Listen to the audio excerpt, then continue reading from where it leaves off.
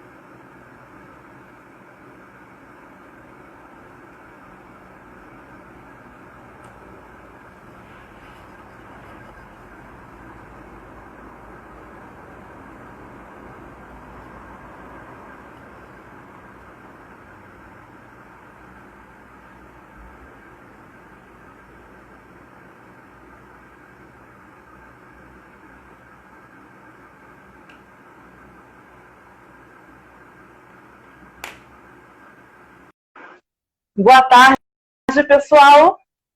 Sejam bem-vindos a mais uma live do Projeto Grael.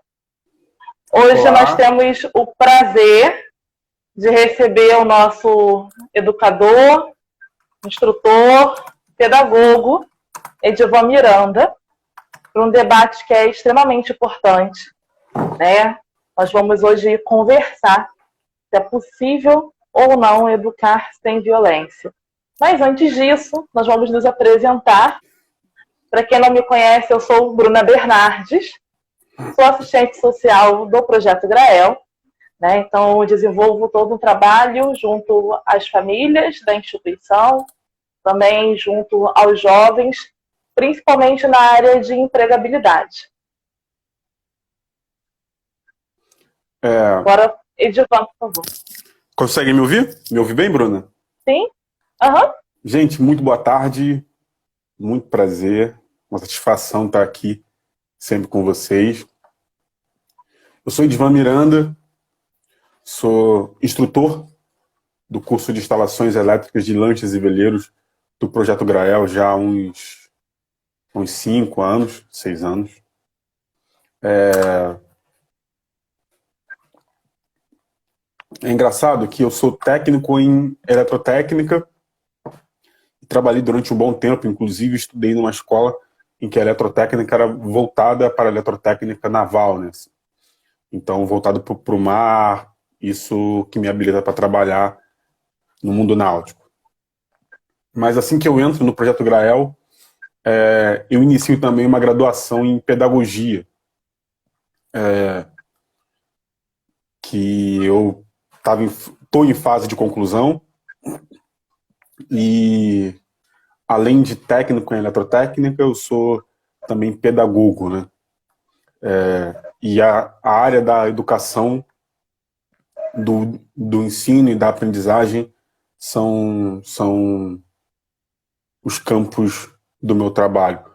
Eu acho interessante a gente estar falando hoje com um pedagogo e uma assistente social, porque quando se trata de Brasil e de legislação brasileira, a educação vai ter um caráter muito próximo do caráter que a assistência social tem. Serão trabalhos muito correlatos. Pelo menos é o que as legislações brasileiras é o que elas zelam. E aí, entendendo no campo da pedagogia, que é o campo da educação que vai trabalhar principalmente com os anos iniciais da vida, né? A gente entende ali que a educação vai ter também um caráter de proteger as crianças, de proteger direitos, de fazer a salvaguarda intelectual, física daquelas crianças, daqueles indivíduos, daquelas pessoas. Sim. E por isso acaba sendo um trabalho muito próximo do trabalho da assistência social. Não é o mesmo trabalho, mas é um trabalho que precisa estar em diálogo constante dos serviços de assistência social. Caso contrário, é um trabalho que, do modo como ele é construído no Brasil, ele dificilmente funciona, né? Sim, verdade. É um trabalho que precisa ser construído em conjunto. Sim. Inclusive lá no Projeto Grau a gente faz muito isso, né? Sim, mesmo... sim. Pode falar. Uma equipe multidisciplinar, né? Onde a gente sempre atua em conjunto para melhor atender nossos alunos. Mesmo no meu caso, trabalhando com um público maior de idade, a gente ainda precisa o tempo todo estar dialogando com o serviço social para que a gente consiga atender os nossos alunos e consiga proporcionar um espaço de convivência saudável, né? Verdade. Isso é o principal. Verdade. Então, para começar, eu acho interessante a gente contextualizar, né, o porquê da live de hoje e também sobre o dia de hoje, né?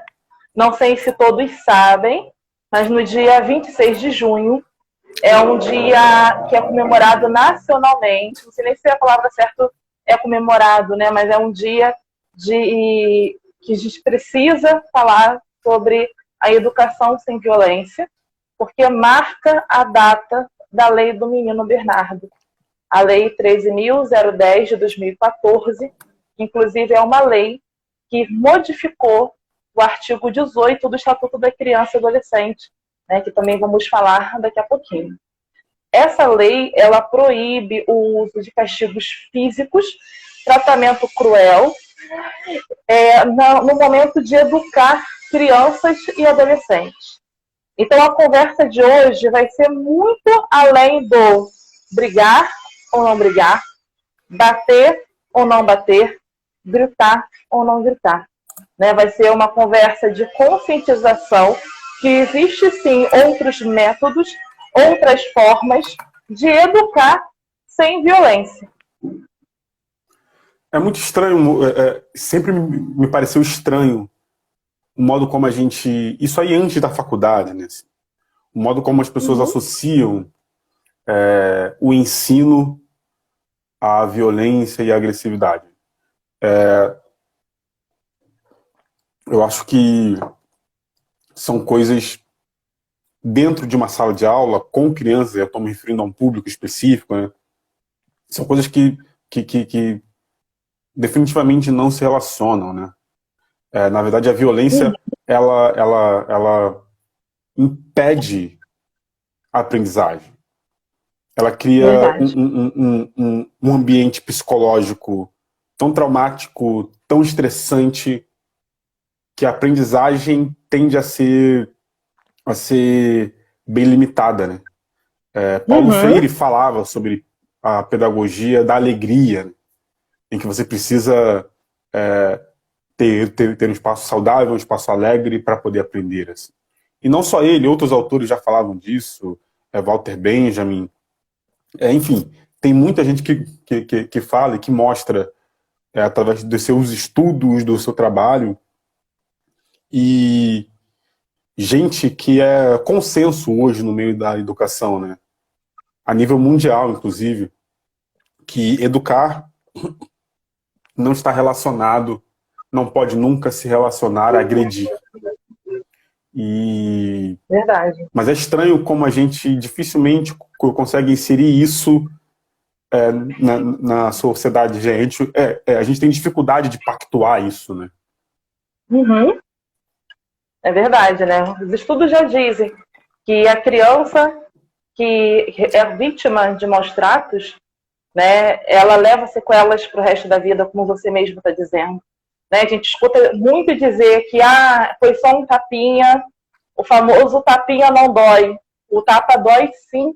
Né? Nós, adultos, a gente não consegue medir a nossa força. Né?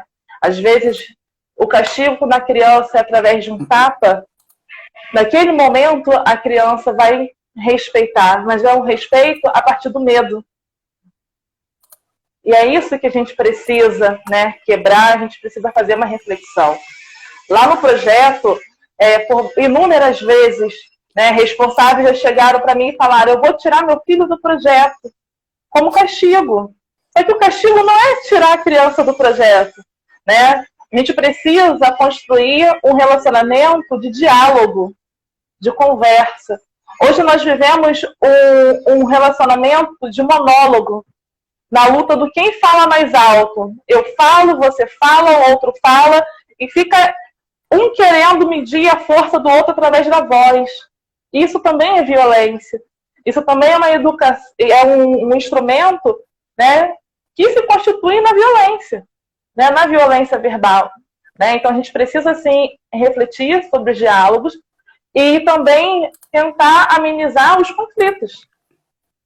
Exato. Né? Porque a partir do momento que a violência existe, um conflito ele começa a ser gerado naquela família.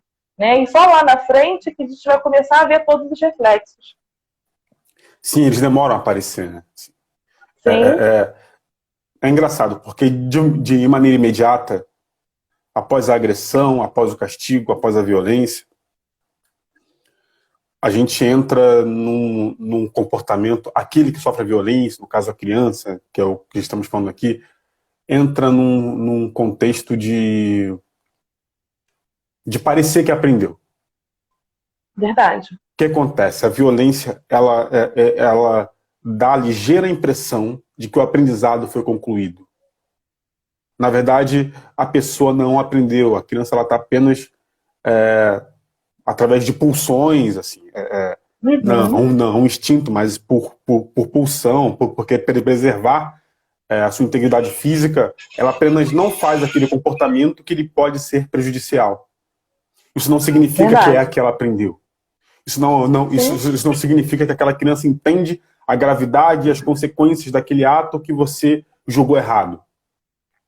Isso quando muitas vezes a violência ela ocorre apenas de uma falta de paciência, de uma falta de interesse em educar. Não necessariamente a resposta violenta a atos infantis ela está muito relacionada não a dificuldade das crianças de aprender ou a mau comportamento, mas ela está ao condicionamento que os adultos tentam fazer do comportamento infantil. Eles querem que crianças ajam como adultos e não como crianças. Verdade. E a gente tende a só se incomodar com as crianças. A gente dificilmente... Porque se nós tivéssemos, quando agimos de maneira violenta com uma criança, se nós tivéssemos argumentos para defender a nossa posição contrária àquela postura da criança ou àquela atitude da criança, a gente conversaria. Por não termos argumentos lógicos para isso, apenas não quero, apenas por não termos esse, em geral, a gente acaba apelando para a violência. Verdade. E muitas das vezes, né, nós adultos colocamos em cima da criança todas as nossas frustrações.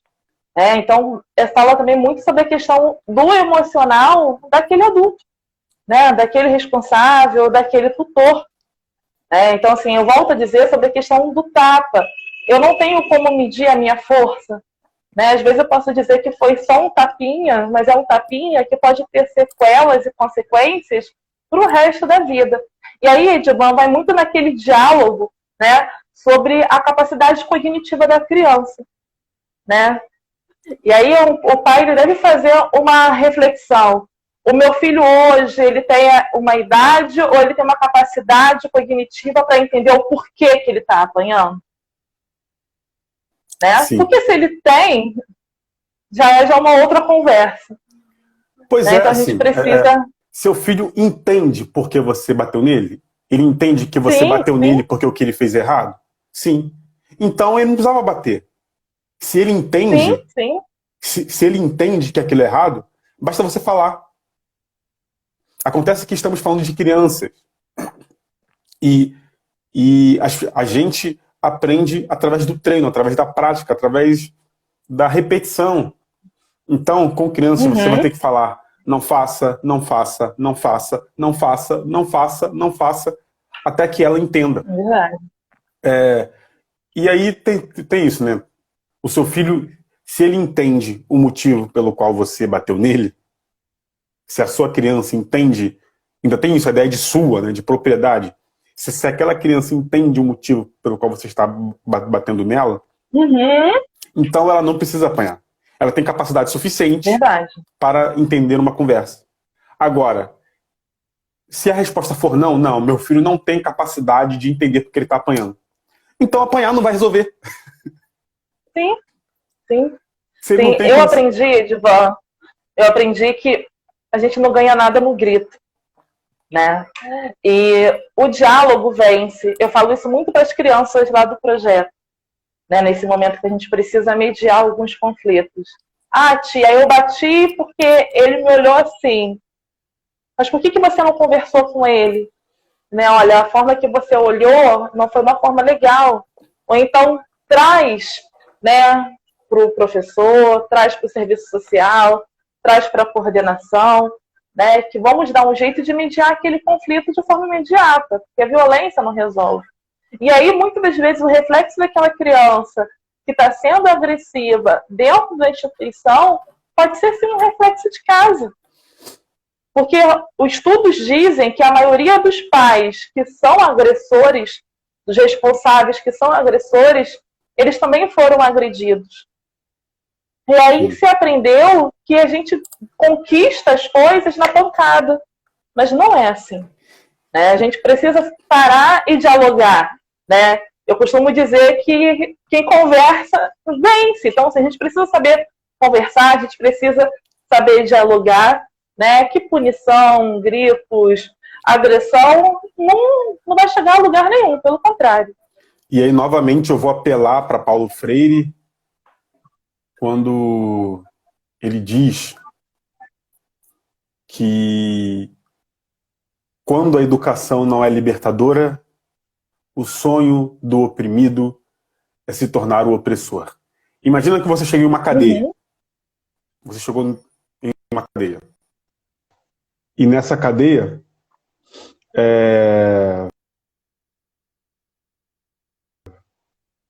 você pergunta para um detento se ele prefere ser preso ou se tornar o carcereiro. O que Paulo Freire propõe é que se aquele espaço não é libertador, se as coisas que aquele detento aprendeu durante a sua vida inteira, inclusive naquele espaço, não for emancipatório, se as vivências dele não forem libertadoras, em vez de querer se tornar livre, ele prefere continuar lá dentro e ser o carcereiro. É exatamente isso que a gente faz com nossas crianças, quando a gente é violento com elas. A gente gera violência. Pode falar, desculpa. Nada. É verdade. Teve uma responsável, na verdade, a avó de uma aluna do projeto, que colocou aqui no chat, né, uma mensagem bem interessante e que condiz muito com o que a gente está dizendo. Né? Ela fala da seguinte forma: minha neta fala que eu sempre, quando digo não para ela, eu explico o porquê do não. Aí diz que a mãe só fala o não em voz alta. E é muito sobre isso, né? A criança, ela é uma esponjinha. E aí ela vai transmitir, né, tudo aquilo que ela está aprendendo. Né? Então ela vai começar a reproduzir. Né? E aí, muitas das vezes, quando a criança ela é um pouco mais agressiva, ela está reproduzindo aquilo que ela aprendeu. A gente, nós mesmos, Sartre falaria, a gente é o que a gente é quando o que a gente é aprendeu a ser com o meio.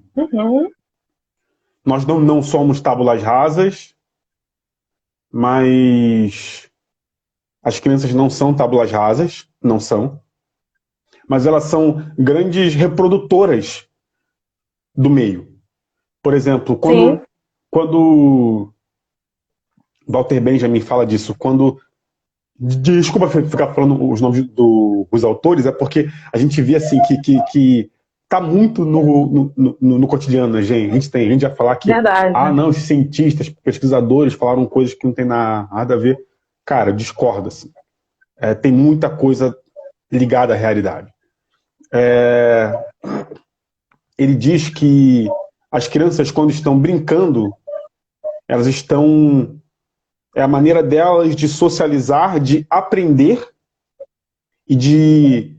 É como se ela estivesse fazendo o dever de casa, sabe? Quando a criança está brincando de família, de casinha com outra criança. Ali ela está exercitando o que ela vê acontecendo em casa. Então... A maneira que a criança tem para brincar, ou melhor, a criança quando brinca é a maneira que ela tem de reproduzir para si, né, de exercitar em si o meio, de exercitar em si o mundo. Então não é raro você ver crianças com brincadeiras extremamente violentas sofrerem violência. Então, para tentar tornar a coisa talvez só um pouquinho mais técnica, só um pouquinho mais... Eu acho que a gente pode citar o ECA, né? De dizer assim, para as pessoas que existe um código, uma parte do Código Civil voltado para a proteção às crianças. É interessante que a gente precisou criar um código que protege as crianças. Raramente leis surgem de fatos isolados, né? Raramente normas surgem de fatos assim à toa, né? Então, esse código de proteção, esse estatuto de proteção à criança e ao adolescente, ele surge porque a gente vivia e ainda vive em uma sociedade em que as crianças tendem a ser um dos grupos mais negligenciados, talvez o mais negligenciado. É verdade. Infelizmente. Porque as crianças, infelizmente, primeiro, elas são vistas como propriedade, é meu filho, então eu educo como eu quiser, eu posso fazer o que eu quiser com ele. E isso é um problema grave, porque a gente aboliu a escravidão em 1888. A abolição da escravidão consiste em entender pessoas como propriedade. A pessoa ser escrava, ela é sua propriedade. Crianças não são escravas. Crianças não são sua propriedade. Se o seu filho, se você entende o seu filho como sua propriedade, você está regredindo aí quase 200 anos na história. Com certeza. Você está voltando a entender seres humanos como propriedade. Seres humanos não são propriedade para você fazer com elas o que bem entende. Crianças são responsabilidade, não propriedade. Ela é sua responsabilidade, mas ela não é sua propriedade. Tá? E para tentar proteger o conceito de infância, para tentar proteger as infâncias, a gente precisa entender que crianças não são propriedade. E o ECA, ele traz isso. O Estatuto da Criança e do Adolescente, ele traz isso. Ele diz isso, ele coloca isso. Sabe? E aí, talvez, por entendermos a criança como propriedade, a gente acha que por ser uma propriedade eu posso agredir, por ser minha propriedade eu cuido como eu quero, por ser minha propriedade eu faço o que eu quero com ela, por ser minha propriedade ela tem que me servir. A gente até por pouco tempo estava tendo um debate muito sério sobre, por exemplo, trabalho infantil. Sim, sim. Gente, inclusive tivemos uma live sobre isso. A gente precisa entender a gravidade disso. Crianças são responsáveis. E aí, quando se cria o Estatuto da Criança e do Adolescente, a gente diz que essa responsabilidade sobre as crianças são da sociedade brasileira como um todo. Sim, Isso e a gente precisa... Isso eu estou falando, a nível Brasil, porque eu estou usando como base para essa referência o Estatuto da Criança e do Adolescente. Tá? Como a legislação brasileira entende isso. Sim, e o Estatuto ele teve que ser modificado, né? Por mais que o Estatuto da Criança e Adolescente, né, já existe, para garantir todos os direitos, a Lei do Menino Bernardo, a Lei 13.010 de 2014, ela teve que modificar um artigo para garantir ainda mais o direito, né? Então, gritos, tapas, chineladas causam-se sequelas, causam-se danos que podem marcar profundamente aquela criança, aquele adolescente. Sim. O artigo 5º do ECA, eu estou aberto ali aqui no computador, ele fala muito sobre violência, né?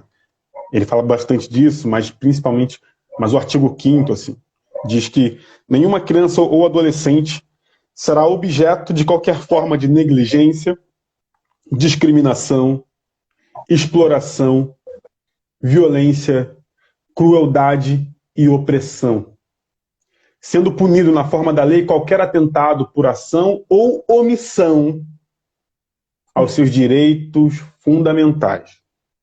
Sim, a criança e adolescente ele é responsabilidade de uma sociedade inteira. Não só daquele pai, ou daquela mãe, ou daquele responsável pelo quem tem a guarda ou a tutela, né? Se eu sei que uma criança está sofrendo maus tratos e eu não faço nada para ajudar, eu estou sendo conivente. Exato. Então, da mesma forma, né, que no caso da violência contra a mulher, a gente precisa sim meter a colher lá naquela violência, na violência contra a criança e adolescente, a gente precisa agir da mesma forma. Né? E aí está aí o Conselho Tutelar, que faz todo um trabalho para nos auxiliar, né? Para ajudar na fiscalização, para ajudar a amparar, né, aquela criança que está passando por algum tipo de violência ou descaso. Né? Porque muitas das vezes a gente fala muito sobre a questão da violência, mas a gente esquece também a questão dos maus tratos. Né?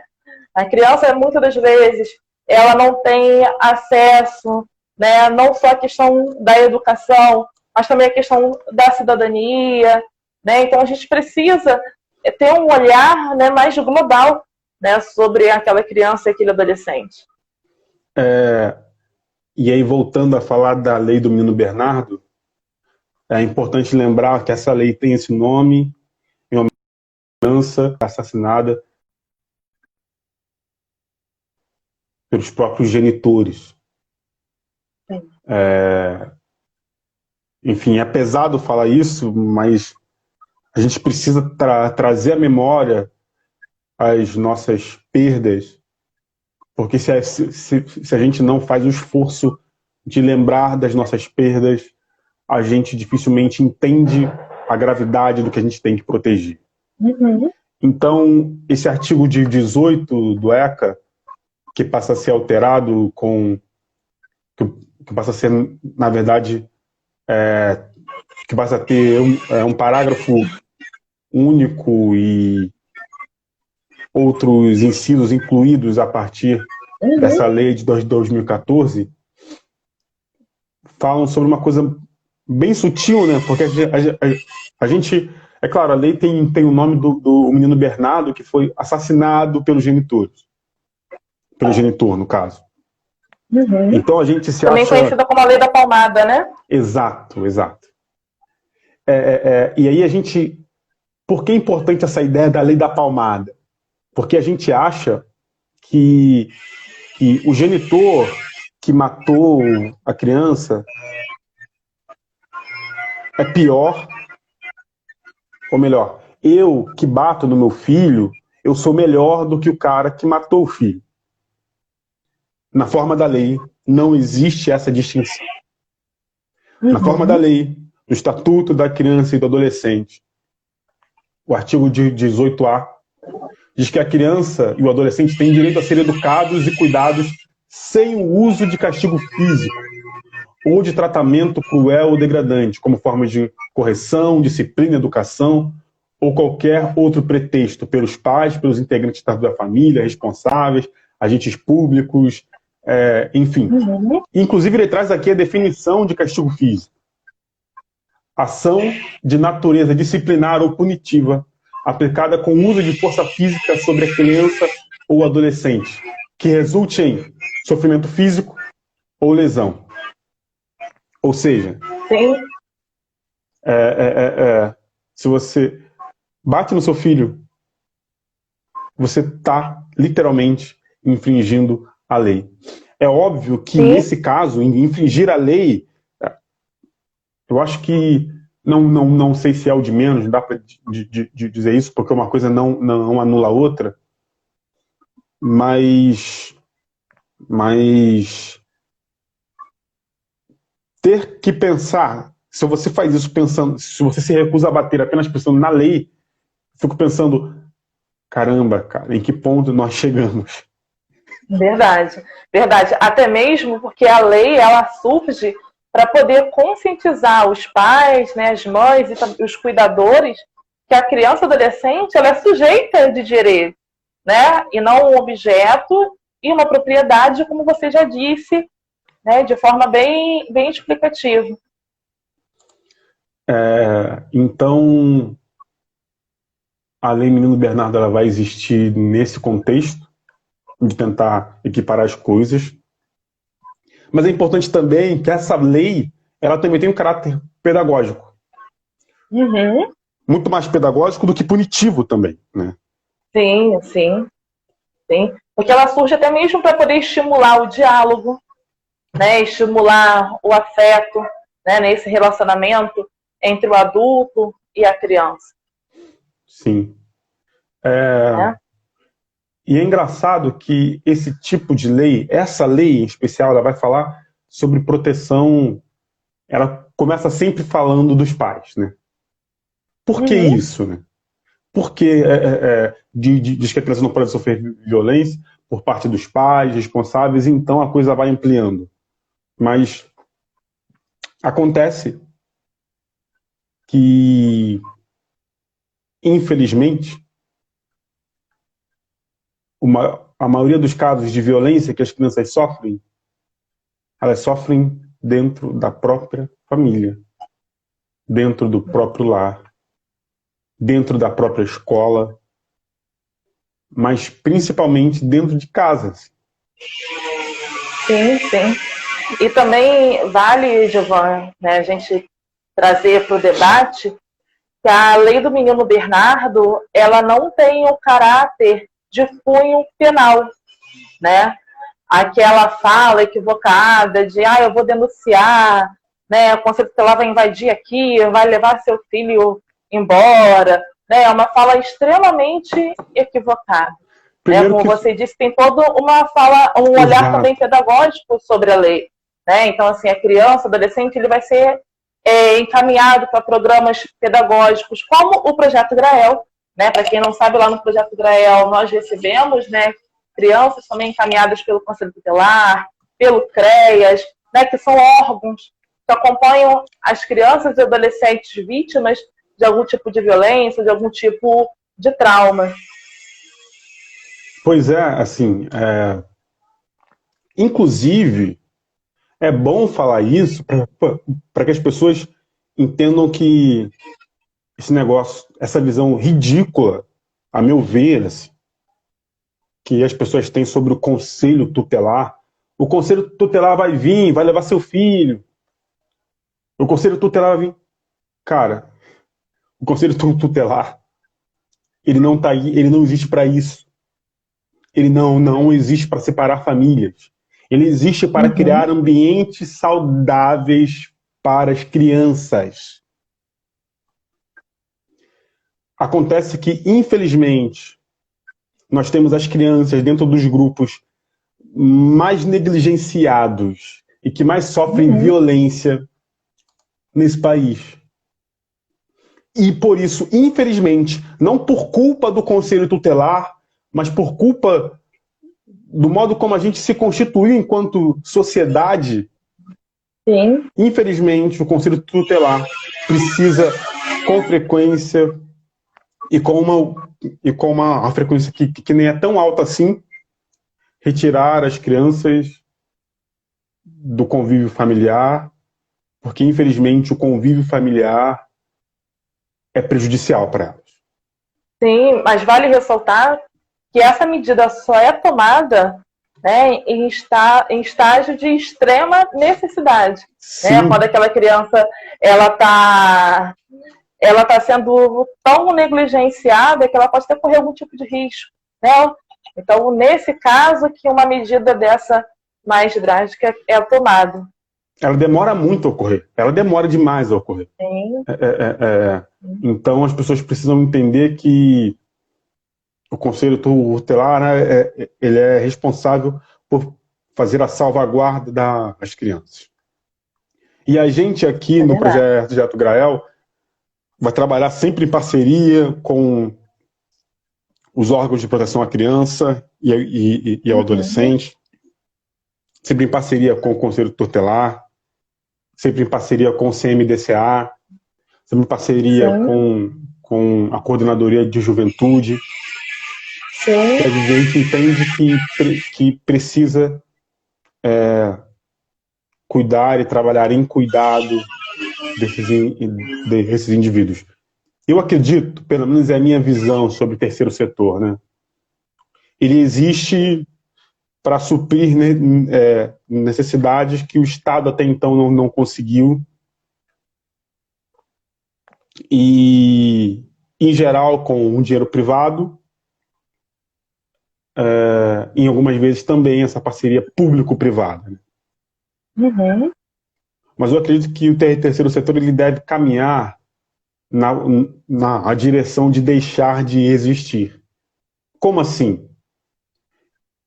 O terceiro setor ele incide diretamente sobre um problema específico. E as organizações da sociedade civil do terceiro setor devem trabalhar em conjunto com o poder público para que esse problema em que eles estão incidindo possa ser resolvido o quanto antes.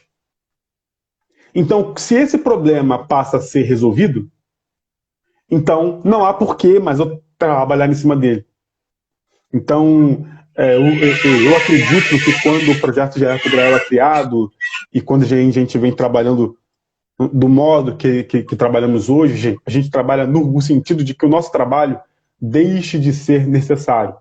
Ou seja, no sentido de que crianças não sofram mais abuso e violência, no sentido de que elas tenham espaço para praticar esporte, espaço para ter uma educação não violenta, como a que a gente faz no projeto, fora do projeto, inclusive. Inclusive faz parte do nosso eixo, né? Um dos eixos norteadores do projeto é a cultura da paz. Exato. Né? Então, inclusive, nós temos semanas temáticas, né, para trabalhar o tema violência. Então, é um momento de empatia, de resiliência, né, de formação, de conscientização. A gente, inclusive, tem um programa de proteção às crianças, né? Sim. É um programa nosso que a gente tem que a gente utiliza no cotidiano, né?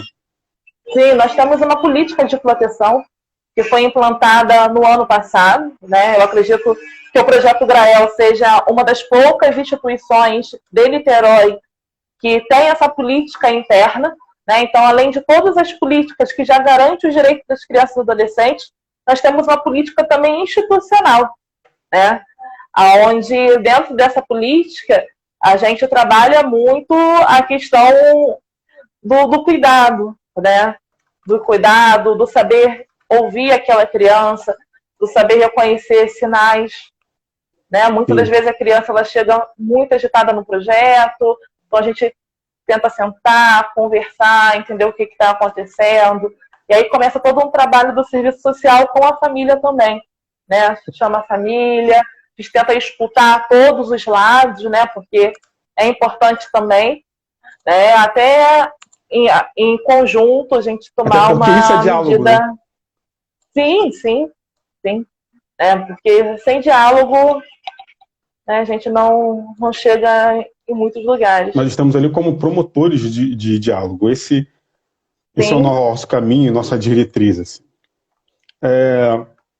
E é interessante o modo como, vendo no nosso trabalho, nos resultados que percebemos, naquilo que encontramos, como esse discurso, pelo menos lá no Projeto Grael, esse discurso de não violência consegue gerar frutos, né? Uhum. Eu fico imaginando que a gente precisa cotidianamente incorporar esse contexto, essa ideia de não violência no nosso diálogo, na nossa conversa, na nossa postura, nas nossas ações e atitudes. Sempre, obviamente, né, a gente vai criando na nossa mente gradações, né? O pai mata o filho, mas eu não sou igual a ele porque eu apenas dou palmada. Eu apenas bato no meu filho. Não, o outro pai é mau porque bate no filho, mas eu apenas grito com o meu filho. Quando a violência ela tende a ser, por vezes, simbólica e ela começa sempre de maneira muito sutil, né? Falas nossas agridem as pessoas. Sim. Falas nossas agridem as crianças. Falas nossas abusam da mente delas. Aqui é importante eu dizer, né, que além de professor, de pedagogo, também tem um trabalho com arte que tende, não é a direção que eu proponho para ele, mas comumente isso sempre ocorre, dele acaba sendo muito procurado para o público infantil, apesar de não ser a direção que eu dou para ele. E aí eu tenho um trabalho com arte cênica que ele tem, a gente vai voltar para o público infantil, e durante os meus espetáculos, durante os meus trabalhos, a gente sempre encontra encontra uma dicotomia muito grande, né? Ou as pessoas docilizam demais a infância, docilizam demais a criança, a ponto de colocar a criança numa redoma de vidro, impedi-la de ter experiências, e isso gera violência, porque você quer impedir ela de fazer as coisas, você quer impedi-la de experimentar o mundo, então você acaba, por vezes, sendo grosseiro, porque você impõe limites demais. Por outro lado, eu vejo do público uma outra questão de negligenciar, literalmente, as crianças, no sentido de que pode falar o que quiser, pode fazer o que quiser perto dela. E nas minhas cenas eu estou sempre trabalhando para equacionar isso, sabe? Para não cair nenhum nem outro. Porque a gente precisa ter o máximo de cuidado com psiqueis, com mentes e com personalidades que estão em desenvolvimento. Veja bem, eu não digo formação, porque as pessoas já têm a sua mente e a sua personalidade formada, mas ela vai se desenvolver e se desenrolar conforme as experiências que a criança obtém durante a sua vida. Exatamente. Então, proporcionar um espaço de convivência saudável significa permitir um desenvolvimento saudável da personalidade e da psique. Então, a gente precisa... Pode falar. E até mesmo, né, construir, né, aquela diferença do ser autoritário, né, de ter uma conduta autoritária da autoridade, né? Porque muitas das vezes na criação isso acaba se misturando muito, né? Se confundindo, né? E aí eu fico imaginando também no imaginário e na cabeça daquela criança, né? Que muitas das vezes existe o respeito, mas é aquele respeito pelo medo, né? Sim. Pelo pai autoritário. Eu não vou fazer aquilo porque senão... Desculpe. Não vou fazer aquilo porque senão meu pai vai me bater, senão eu vou apanhar, senão eu vou sofrer algum tipo de penalidade. O comportamento violento, ele tende a surgir em escala, né? Sim. A violência, ela vai ganhando proporção. Ela vai literalmente escalando, né?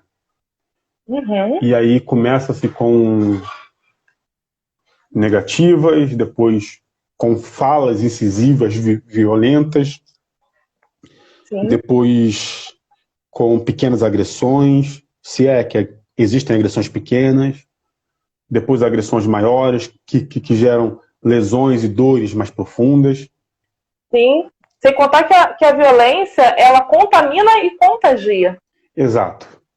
E aí, naquele espaço, naquele ambiente impregnado pela violência, a vingança tende a se confundir com a justiça, a violência tende a se confundir com poder e com autoridade.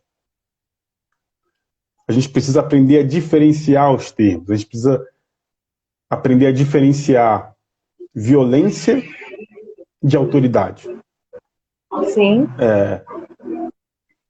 Uma autoridade, ela negocia, ela conversa, ela estimula.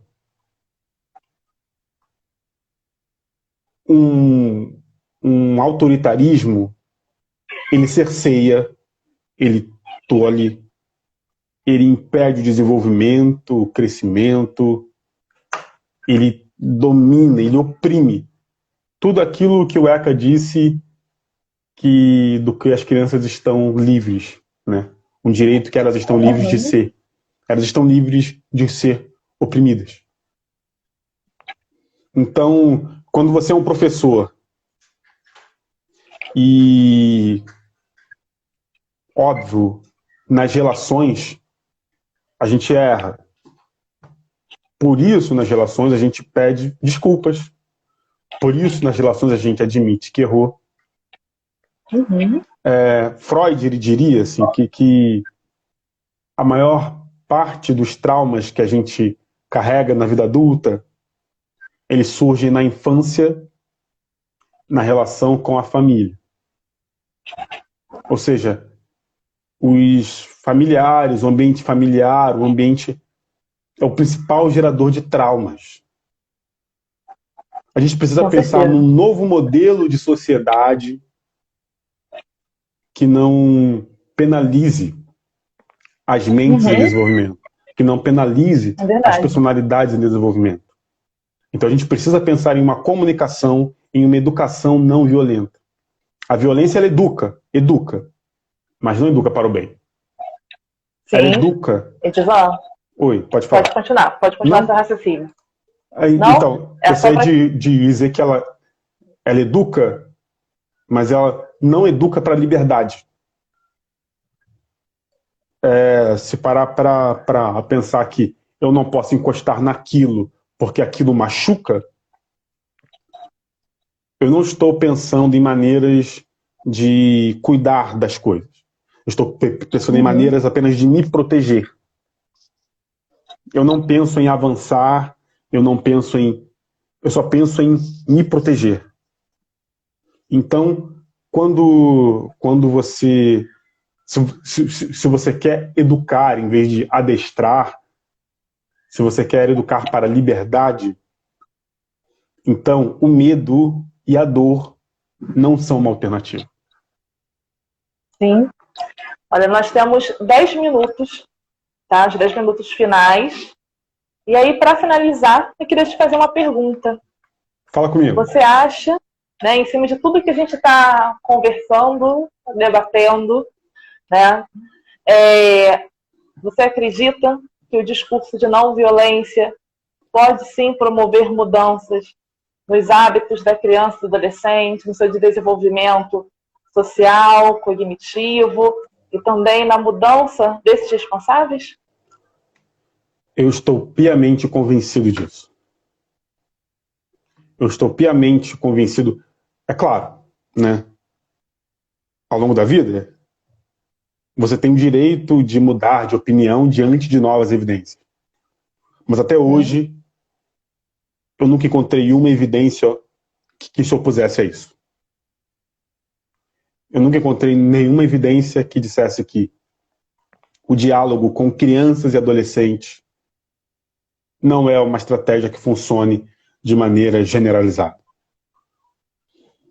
O diálogo com crianças e adolescentes permite a criação, o desenvolvimento de cientistas, de médicos, de professores, de mecânicos, de eletricistas, de políticos com capacidade melhor, não só de não reproduzir o ódio, mas de pensar sobre o mundo.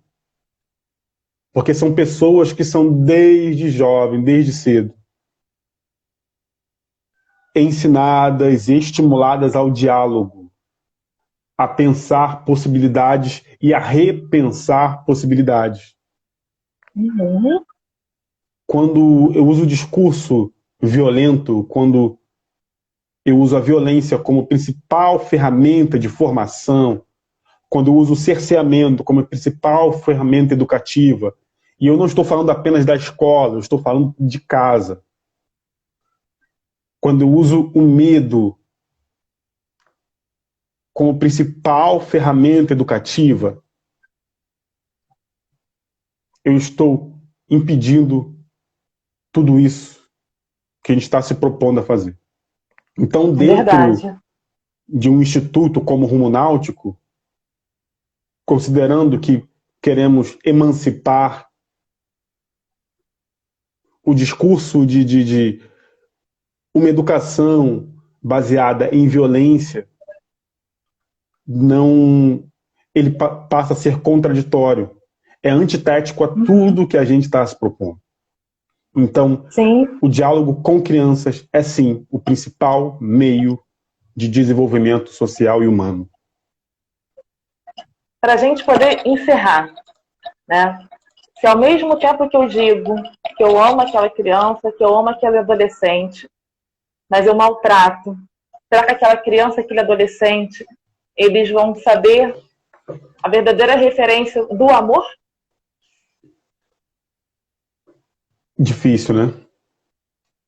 Eu tenho uma visão sobre o amor muito pouco romântica. Eu acredito que o amor se manifesta na relação,